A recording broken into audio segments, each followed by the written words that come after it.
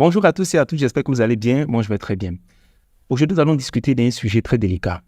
Il s'agit des sectes et des loges, parce que c'est des réalités vécues ici à Abidjan et en Côte d'Ivoire. Les loges, aujourd'hui, sont en train de se développer un peu partout et beaucoup de jeunes sont tombés là-dedans. Vous voyez les jeunes entrepreneurs parmi eux, pas tous, parce qu'il y a d'autres, vraiment, c'est au prix de leur acharnement et de leur effort qu'ils ont réussi à se hisser au niveau où ils sont et à accomplir tout ce qu'ils ont fait. Mais parmi ces personnes-là, écoutez, il y a des gens qui ont juste bénéficié de beaucoup de largesses, des opportunités, des marchés, parce que justement, ils ont fait allégeance à certaines sectes. Beaucoup de jeunes sont entrés là-dedans. Et énormément de jeunes sont entrés là-dedans aujourd'hui. Parce que là-bas, ils ont de l'argent, parce que là-bas, ils ont le réseau, parce que là-bas, bon, ils ont des opportunités pas possibles. Et beaucoup de personnes se demandent, mais pourquoi est-ce que les gens vont dans des sectes? Eh bien, c'est pour deux raisons. La première des raisons, c'est qu'on bénéficie d'un énorme réseau, un réseau qui nous protège, ce qui fait qu'un jour qu'on ait un problème, on sait que voilà, celui qui décide est avec nous dans le réseau, donc finalement, on ne se sent inquiété de rien. C'est pourquoi souvent vous allez voir des gens qui défient tout, qui défient les lois, qui défient tout le monde parce qu'ils se disent qu'ils sont protégés par le groupe ou la secte à laquelle ils appartiennent. Deuxième des raisons, ce sont les marchés. Dans ces sectes-là, il y a des passations de marché. En fait, la vie des gens change très facilement. Donc, c'est par là qu'ils appellent les jeunes pour les appâter. Mais en vérité, ils ne disent pas aux jeunes ce qui se trouve en bas. Parce qu'en vrai, lorsque vous entrez dans ces sectes, ce sont les plus faibles qu'on sacrifie pour consolider ceux qui sont en hauteur. Et je vais vous expliquer rapidement quelles sont les méthodes qui sont utilisées. Méthode numéro 1 pour pouvoir appâter les jeunes, ce sont les jeunes filles. Je me rappelle à l'époque, j'étais à Yopougon. Je vais à un spectacle et dans la salle, il y a une jeune fille qui vient. Apparemment, il y a des places qui sont vides, mais elle décide de s'asseoir à côté de moi. Et on tape la causerie, tout ça, mais elle est ennuyeuse, elle m'agace. Parce que moi, j'ai payé, je veux regarder mon spectacle. Elle a discuté pendant tout le temps. Quand elle allait aux toilettes, mon voisin de côté me dit « Ah, mais toi aussi. » La fille, on dirait, elle est intéressée. Je dis, bon, si elle est intéressée, c'est un autre cas, mais là, moi, je vais suivre mon spectacle plus tôt. En fin d'événement, je n'avais même pas mon téléphone sur moi. C'était vraiment il y a longtemps. Hein. Elle me dit, ah, mais je ne vais pas avoir ton numéro. Je dis, non, j'ai laissé mon téléphone à la maison. Elle dit, bon, quand tu arrives à la maison, je vais t'appeler. Donne-moi ton numéro quand même. Elle prend mon numéro, arrivée là, elle m'appelle. Et puis, voilà, c'est moi, elle se présente tout ça. Et puis, elle me relance une fois, deux fois, quand est-ce qu'on peut se voir, vraiment de qu'on échange tout ça. Moi, je suis un peu dubitatif parce que, mon cher, je me méfiais. Vraiment, je me méfiais d'elle. Et puis, à force d'insister, je dis, bon, d'accord, on va se voir. Donc, pour moi, c'est un date, c'est un endroit où on va discuter tête à tête, tout ça. J'arrive, elle me dit, bon, viens, je vais te faire découvrir un endroit. C'est pour ça que je t'ai appelé. Enfin, dans une villa, je vois des villas, des véhicules qui sont garés un peu partout. À propos d'idées, hein, des véhicules qui sont garés partout. On rentre dans une salle. La salle est sombre, mais des gros véhicules, hein, des bolides pas possibles. On rentre, on voit des gens d'une salle qui est silencieuse, froide. Et il y a quelqu'un qui est en train de parler, je ne sais pas de quoi il parle de troisième œil, il parle de lumière interne, il parle de s'émanciper, il parle de règne. Bon, écoute, moi, j'ai écouté 2 minutes, je suis sorti.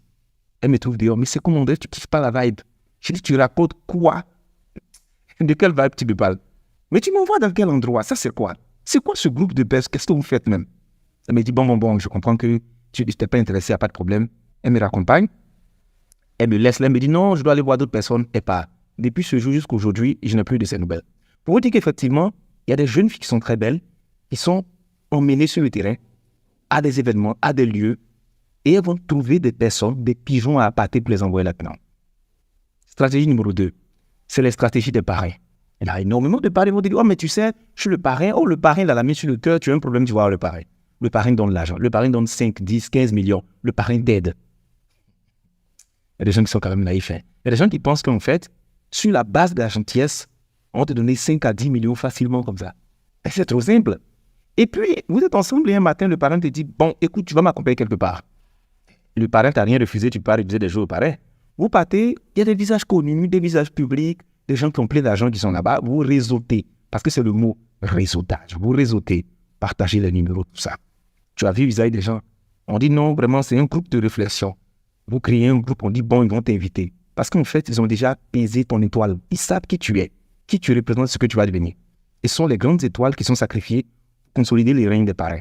Vous allez voir, il y a énormément de jeunes qui sont décédés comme ça du jour au lendemain. D'autres accidents, d'autres sont morts comme ça, ou bien d'autres qui sont là devant vous, mais qui sont vides parce qu'ils ont fini de siphonner toute la puissance de l'étoile. Ils sont là. Bon, il y a d'autres aussi qui couchent avec ces jeunes-là, avec d'autres hommes. Vous savez de quoi je parle, parce que dans cette zone-là se trouve aussi la puissance vitale de l'homme, donc c'est là-bas qu'ils vont tirer toute la substance aussi.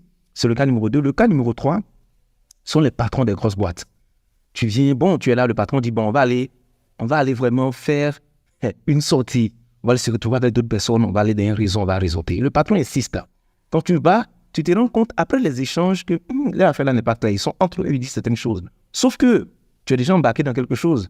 Et en fait, la menace, c'est que tu risques de perdre ton travail si tu ne les suis pas dans ce qu'ils font. Il y a énormément de jeunes qui sont rentrés dans des sectes. Il y a des jeunes filles qui sont proches des personnes qui sont dans les sectes, qui ont soit des rapports avec eux, qui bénéficient souvent de leur grâce, mais il y a énormément de personnes. Et aujourd'hui, quand tu en parles, les gens se disent, bon, tu sais, le plus important, c'est de réussir. L'argent n'a pas d'odeur autre. Je veux juste attirer l'attention de notre jeunesse. Vous savez, réussir, c'est bon. Nous tous, on est remplis d'ambition.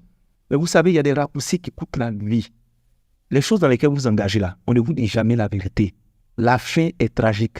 La fin est triste.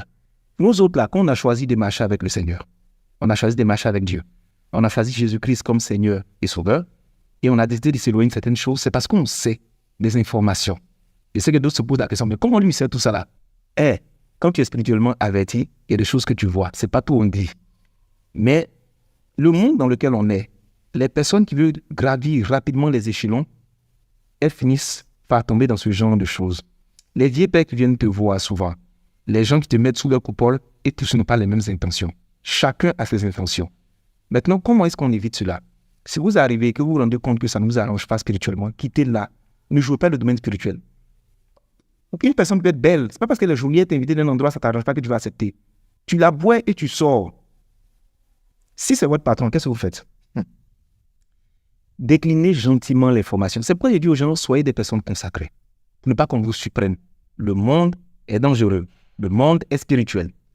Ou bien, ayez de bons guides spirituels qui aiment Dieu, qui marchent avec Dieu et qui vous suivent, que ce soit des imams, que ce soit des pasteurs ou autres. Et le plus important, c'est d'être consacré. C'est d'être des personnes spirituelles pour réussir à les détecter. Si c'est votre patron, est-ce qu'il venait? On ne dit pas de façon frontale, votre groupe là, vous êtes dedans, moi, il ne veut pas. Non. Trouvez de façon très sage le moyen de leur dire, écoute, je suis occupé, je suis malade, je ne peux pas venir, il faut éviter ça.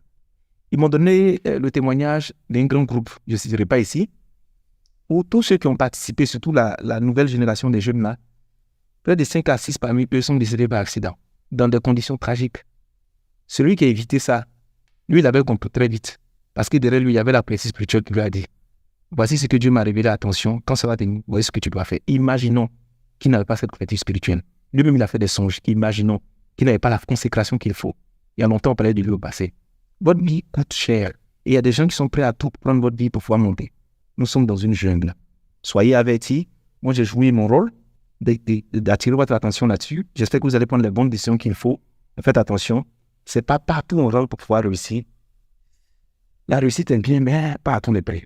Bye bye.